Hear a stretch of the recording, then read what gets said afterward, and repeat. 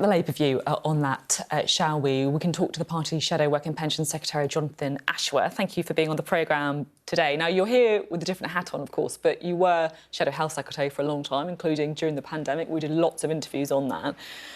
So I do want to start off with the NHS. What state do you think the health service is in as we approach winter? Well, it's in a quite desperate state, isn't it? Not only are 7 million people on the waiting list, I think around 400,000 people now are waiting beyond a year for treatment. That's 4.5 Wembley stadiums, if you like. And of course, the typical wait for somebody who needs treatment has doubled from about 7 weeks to 14 weeks. The problem with the NHS is that there's an increased demand on the NHS, and there simply isn't the capacity to meet that demand. We are short of the doctors, the nurses, the paramedics, the clinical staff that we need, which is why we in the Labour Party have said let's impose get rid of the non-dom tax status and use as a proceeds from that to fund extra doctors and nurses. But we're heading into a very difficult winter, a winter that will be miserable for patients, but also it impacts economic growth. We've now got 2.5 million people out of work because of sickness, costing us £7.5 billion extra in sickness benefits.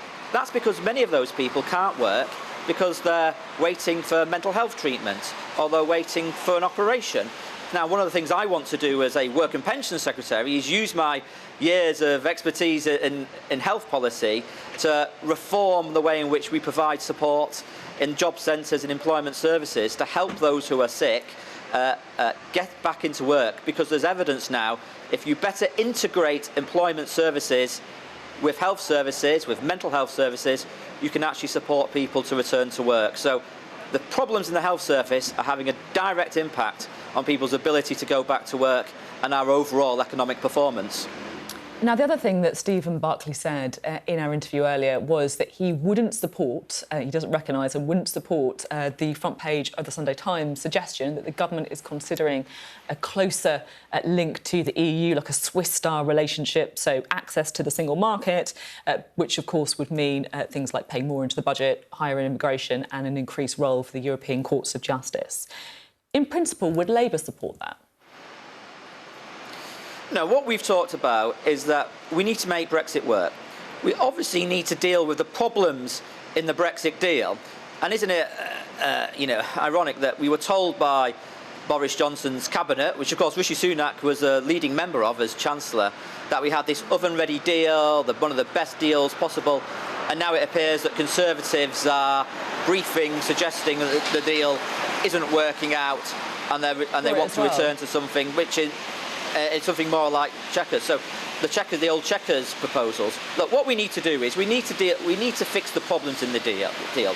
We need to look at veterinary agreements so we can deal with agricultural products better. We need to look at our security arrangements. We do need to look at ways in which we can get more frictionless trade, because although the volume of trade on the world stage has improved, our exports performance is still disappointing. So there are changes that need to be made, but it is quite something that Conservatives appear to be briefing newspapers, or government sources appear to be briefing newspapers, suggesting that their own deal isn't working out as they told us it would. OK. So you're saying, though, that the deal is not working. But I'm just trying to work out exactly how far Labour would go to improve the situation. I mean, would you be prepared, for example, to look at access to the single market? No, we are not proposing returning to the single market or the customs union or anything like that. But we do want to negotiate a bespoke deal for the United Kingdom, and so that our businesses can export, so that we can get those agreements on agriculture, so we can work together on security issues. But we are not proposing that we just simply adopt the Swiss proposal, which the government now are apparently looking at. But of course we need to fix this deal. Of course we need to make Brexit work, because this oven-ready deal that we were promised, this great deal, has not worked out in the way in which Rishi Sunak and Boris Johnson told the British people it would do. OK, a couple of other things that I'm keen to ask you about. Nurses are striking, demanding a 17% pay rise. Should they get it? Look, what we very clearly said is that, of course, nurses and other public sector workers deserve a fair pay settlement. But these things need to be negotiated through the proper way. Now, Steve Barclay, I didn't hear his interview, I'm afraid, because I've been coming from another studio, but it's now incumbent upon him to get all the trade union representatives, the representatives of nurses, doctors, paramedics and so on, round a table to avoid industrial action this winter, because we know the NHS is in a desperate state and nobody wants to see our NHS staff will go on strike. So he has to get them round the table to hammer out a deal.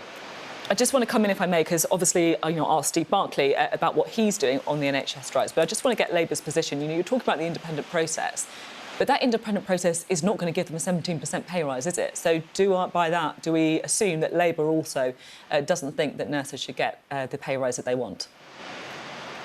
Well, the health sector unions have rejected the recommendations of the independent pay review body processes. So it's now incumbent upon the Health Secretary, who, don't forget, in legislation last year took more direct control of the NHS. That was one of the things, it was actually under Matt Hancock and Sajid Javid, but they took more direct control of the NHS. So there's no hiding. The buck stops with the Health Secretary. If he wants to avoid industrial action this winter, he has to get those trade unions in his office on Monday morning to get an agreement and hammer out an agreement. Now, we've not got access to all the facts and figures in the NHS because that's government information.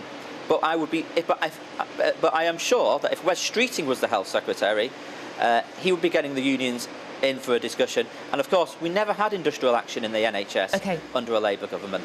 Two more quick questions for you before I have to let you go. According to The Observer, Labour wants to abolish the House of Lords. Some would say that they've been the most effective opposition for 12 years of the last Conservative government.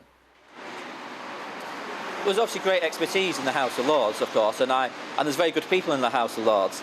But we need to bring it into the 21st century. It needs to be a modern second chamber, and therefore it should be elected. And I think when trust in politics is so low, because of the actions of Boris Johnson, and he's actually trying to make appointments to the House of Lords, which people feel or have felt is inappropriate, I think the time is right to democratise the House of Lords. But this is part of a commission that will soon, a recommendation from a commission that will soon be published. And all these matters will have a proper consultation on how democracy in the House of Lords, how it could be implemented, how the regional voice can be part of that, and so on. OK, and now finally, the World Cup, of course, kicks off today. There's been lots of criticism of Qatar. Is it right for us to continue to talk about this, or do you think now perhaps is the time to focus on the sport? Well, I will be watching England, of course I will, and supporting England, obviously. No, I think we should continue talking about the issues, because Qatar's human rights record, particularly around how they treat LGBT people, but also the way in which the workers who have been building stadiums have lost their lives and been abused, it's quite right that the world focuses on that as well and puts pressure on the Qatari government, while at the same time enjoying football. So, look, I'm going to be watching England, but I think we have to continue to talk about these awful abuses that we see in Qatar. OK, thank you very much indeed. Jonathan Ashworth there.